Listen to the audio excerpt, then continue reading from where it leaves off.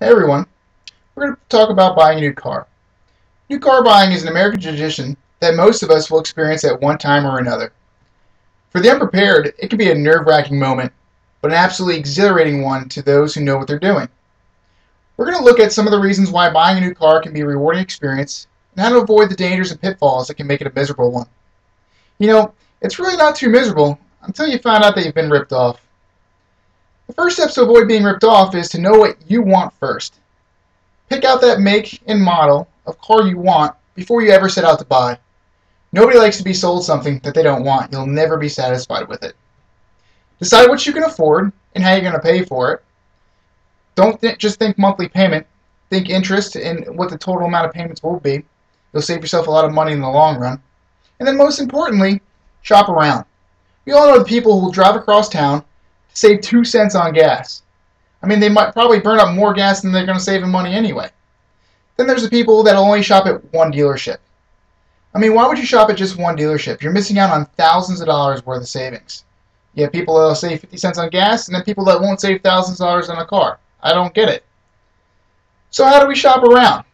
Well, we could drive to every dealership in the state, collecting prices as we go, but I have a much better idea. The internet. With the internet, we don't even have to leave our house.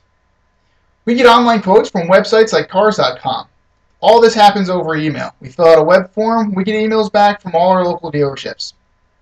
Now these are apples to apples quotes. Remember, we're going to pick out the make and model of our car before we set out to buy. That way we get quotes from dealers that we compare to each other. Once we get all these quotes, we're going to build something I like to call the folder.